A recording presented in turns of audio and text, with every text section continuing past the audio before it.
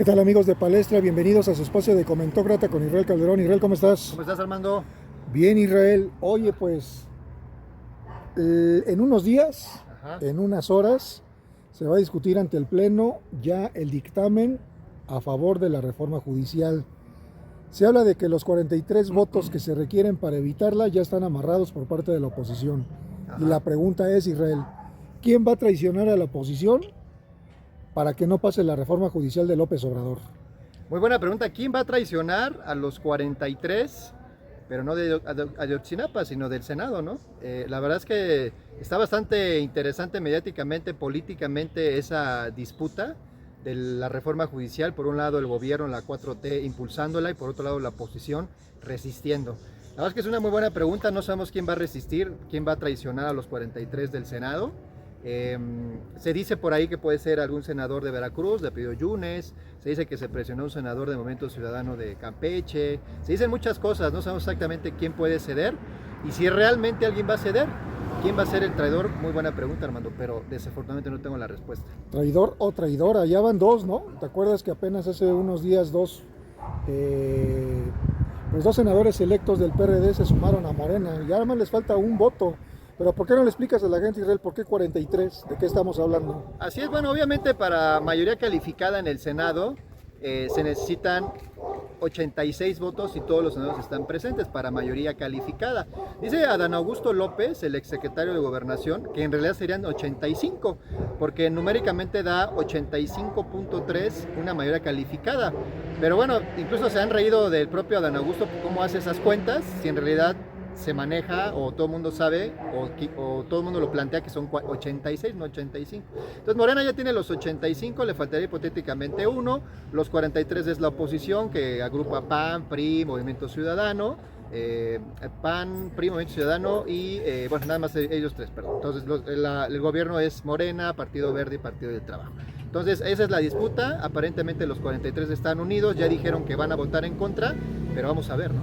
Sí, es decir, al ser 43 unidos, por un voto quedaría abajo la reforma judicial del presidente. Así es, por un solo voto está la República en vilo, por un solo voto. Imagínate, Israel, precisamente este domingo la ministra Piña salió a cuadro y dijo que no se demuela así, que no se caiga en la demolición del Poder Judicial, y aventó su propia reforma judicial, Israel. ¿Cómo leer este desafío o nuevo desafío de Piña al presidente López Obrador? Bueno, sabemos perfectamente que Norma Piña constantemente ha desafiado al presidente, ese es un hecho. Y esto viene de tiempo atrás, y esto viene desde que, por ejemplo, el presidente llegó en una ocasión a celebrar el aniversario de la Constitución de 1917 a Querétaro, y Norma Piña no se levantó de su asiento en el Teatro de la República, creo que se llama en Querétaro, no se levantó de su asiento. Desde ahí empezó la confrontación, le han hecho reveses judiciales, constitucionales al presidente en la Suprema Corte.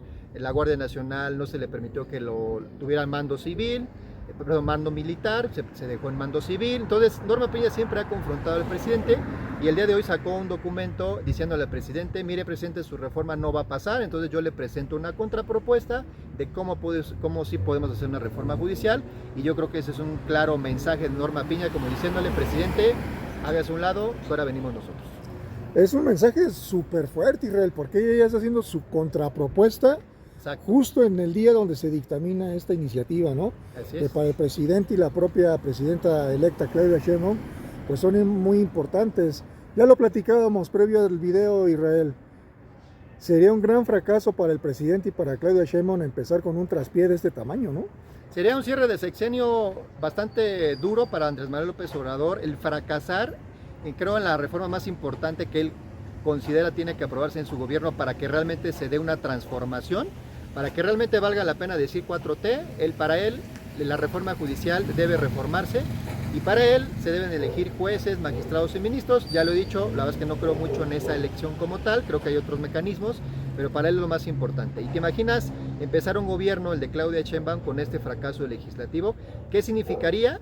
Que cada reforma constitucional que quiera impulsar Claudia Sheinbaum va a estar en vilo porque un senador no la quiere aprobar. Digamos, entre comillas, que al pueblo le fallaron las matemáticas al dejar a Morena sin 3 senadores. Bueno, ya nada más les falta uno para realmente llevar a cabo el plan C. Sí, bueno, el pueblo dicen que es sabio, hasta cierto punto no lo niego, pero entonces el pueblo no le dio realmente entonces el respaldo a la 4T, a Morena, al presidente, por un voto. Faltó un poquito más de ahínco en ese sentido por parte del pueblo, ¿no? Faltó un poco más de punch, ¿no? Faltó un poco más de punch. Y la República está en vilo por un solo voto. Digamos que le dijeron, ahí está tu plan C, pero condicionado, ¿no? Así es. Bueno, a final de cuentas, pues el pueblo no iba a ponerse a contar los votos de los demás. Estuvo muy cerca Morena de tener las mayorías para que esto pasara como cuchillo con mantequilla. Y ahorita, sin embargo, Israel, estamos en la zozobra, digamos, política, de ver si va a pasar esta reforma, ¿no? Pero además, Israel, por primera vez estamos viendo no solamente protestas de un poder judicial en la calle, en este caso de trabajadores, inclusive de jueces, ministros y de magistrados, sino que la mismísima presidenta Norma Piña sale a las calles a protestar como cualquier, digamos, ciudadano común y corriente, y otras ministras que son de la oposición dentro de la propia corte, ya declarándose que ellas son morenistas. O sea, ¿qué está pasando, Israel? Esto es inédito. Ya es un desmadre, ¿no? La verdad es que sí, ya la corte, los ministros ya politizaron este tema. El presidente siempre ha estado machacando en contra de Norma Piña y los ministros, digamos, conservadores. Y de algún modo Norma Piña y sus aliados en la corte habían mantenido un bajo perfil. Ahora dijeron ya abiertamente, vamos a politizar este tema, ya Norma Piña marcha. Hay otros ministros que han estado en las propias marchas. Linia Batres, Loreta Ortiz han estado ya estuvieron en un mitin a favor de la reforma con estudiantes. Es decir, ya la corte está dividida en dos o en tres, no sé en cuántas partes, pero básicamente sería en dos lados. Unos a favor de la reforma, otros en contra de la reforma. Entonces ya esta es una lucha encarnizada, ya diríamos que es una lucha encarnizada por si se va a aprobar o no se va a aprobar esta reforma judicial, ¿no? Entonces, ¿qué nos depara el destino? Vamos a ver. Desde luego que no se pretende que en el Poder Judicial haya votaciones unánimes, eso no es sano, pero pues sí se refleja ese divisionismo que existe y que estaba tras bambalinas, ¿no? O sea, ya realmente ahorita sabemos de qué lado más caliguana, como se dice. Pues el presidente siempre ha dicho que es hora de definiciones y creo que y también ha dicho el presidente que vivimos momentos estelares, entonces no lo dudo, la verdad es que sí vivimos momentos estelares, esto nunca había pasado que ministros se pronunciaran, nunca había pasado que marcharan, nunca había pasado lo que está pasando, que hubiera un paro de trabajadores del Poder Judicial. Vamos, todo es inédito, todo es nuevo, creo que es sano para la República, en general creo que todo esto es sano para la República. Vamos a ver qué desenlace viene. Al final no hay violencia, yo creo que lo más importante es que independientemente de ideologías, izquierda, derecha, a favor o en contra de una reforma judicial, afortunadamente no ejercemos violencia en este país, no hay protestas violentas y eso es muy bueno porque todo se reduce o digamos todo se enmarca en ideología, en propuestas, en conceptos de cómo manejar el Poder Judicial, ¿no? Oye, lo más curioso, Israel, es que ahorita Estados Unidos se agazapó, ¿no?, con esas manifestaciones que había por parte del embajador Ken Salazar, después del regaño del presidente López Obrador de que Ken dijo, nosotros no queremos eso, pero también hace unos días Ken volvió a decir, que si la reforma judicial no sale bien, podrá haber una crisis, o sea, ya volvió a amenazar. Sí, y es que lo hace evidentemente porque Ken Salazar no se manda solo, Ken Salazar es un enviado del gobierno de los Estados Unidos, y al gobierno de los Estados Unidos, Armando, tú lo sabes perfectamente, no se le puede callar, ni se le puede decir no te metas. No, al gobierno de Estados Unidos de algún modo se le tiene en ciertos aspectos no obedecer, pero sí acordar y ceder. Porque este gobierno, recordemos, de Andrés Manuel López Obrador, sí ha cedido ante el gobierno de Estados Unidos en ciertos aspectos, sobre todo el tema migratorio. El mismo Donald Trump lo ha dicho públicamente, me regalaron casi soldados en la frontera, entonces México de algún modo tiene que negociar, ceder ante Estados Unidos y por eso Estados Unidos dice, ok, está bien, no polemicemos, pero mi posición es esta y se pueden afectar las relaciones, ¿no? Yo pienso que al final esta reforma judicial va a estar un poco suavecita para los intereses de Estados Unidos. Estados Unidos ya no va a hacer olas y viene la elección de magistrados, jueces y ministros. ¿Por qué apuestas, Israel? El próximo martes, primera lectura del dictamen. Miércoles, votación en el Pleno. ¿Pasa o no pasa la reforma judicial de López Obrador? Es la gran pregunta de fin de sexenio. La verdad es que es la gran pregunta de fin de sexenio y de inicio del próximo. La verdad es que yo tengo mis dudas. Creo que si hay un compromiso tal cual. Bueno, es que aquí hay un tema, fíjate, aquí me parece algo interesante. Ya los líderes de las bancadas del PRI, del PAN, por ejemplo, y de Movimiento Ciudadano, han dicho que sus congresistas ya están comprometidos los 43 en votar en contra. pero los 43 congresistas como tal no lo han dicho algunos, pero no como tal los 43. Entonces por ahí podría surgir algún senador que diga, bueno, pues yo pienso diferente, ¿no? Puede pasar. Y ese senador se va a volver para ellos en el traidor a la patria. Entonces está bastante interesante. La verdad es que yo pongo en vilo si se va a aprobar o no, porque al final las presiones están bastante fuertes por parte de la oposición y bastante fuertes por parte del gobierno. Por ambos lados la presión está bastante cayona, entonces no lo sé, hermano, la verdad es que está en vilo esto.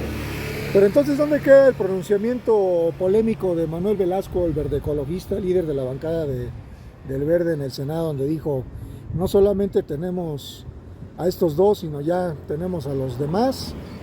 Y lo que dijo el propio Fernando Noroña, ¿no? Estamos sobrados, dijo, o sea, ellos aseguran que en la votación ya definitiva en el Pleno, esto pasa porque pasa. Sí, la verdad es que yo me imagino que hablan con bases, yo me imagino que ya saben con cuántos votos cuentan, yo me imagino que ya hicieron el cabildeo, yo me imagino que ya, no quiero decir que compraron conciencias, pero ya hicieron acuerdos de algún otro modo, pues ya hay dos perredistas que se pasaron a Morena, ya están de algún modo, lo hablamos, ¿no? Maiciados de algún modo, la verdad. Pero bueno, yo me imagino que ya todo eso lo tienen preparado, pero el hecho de que la oposición en su conjunto diga no se va a aprobar, pues también me parecería un descrédito total para ellos el afirmar algo que no está totalmente seguro, ¿no? Pues ya veremos la votación, Israel, porque recordemos que en la Cámara de Diputados se votó a favor y en contra, no hubo abstenciones. Exacto. ¿Qué tal si en el Senado alguien de la oposición se abstiene y entonces pues ya resquebraja el voto en contra? Vamos a ver qué pasa, Israel, se está poniendo muy interesante este asunto y pues no vaya a ser que alguno se enferme de la pancita, a alguien se le murió la abuelita, lo que sea, y no pasen los 43, Israel. Así es, entonces esta es la gran pregunta, ¿quién va a ser el traidor de los O 43? O traidora de los 43. Acuérdate que ya estamos senadores. también en tiempos en los que hay que hablar de mujeres y de hombres. Sí, es porque por un lado, por parte del gobierno puede ser el héroe, o más decir, o mejor decir, el legislador que está a favor del pueblo, que está a favor de las luchas sociales, o para la oposición, el gran traidor. Entonces vamos a ver qué pasa, ¿no? Pues ya veremos qué pasa, Israel. Se puso súper interesante este tema de la reforma judicial. Y pues como bien dijiste, veremos quién traiciona, A los 43. según los conservadores, a la patria. A los 43. O quién estuvo con el pueblo, ¿no? Porque es o el traidor a la patria o a favor del pueblo. Veamos, ¿no? Gracias, Israel. Cuídate mucho. Ahí estamos. Cuídense mucho. Nos vemos la próxima vez.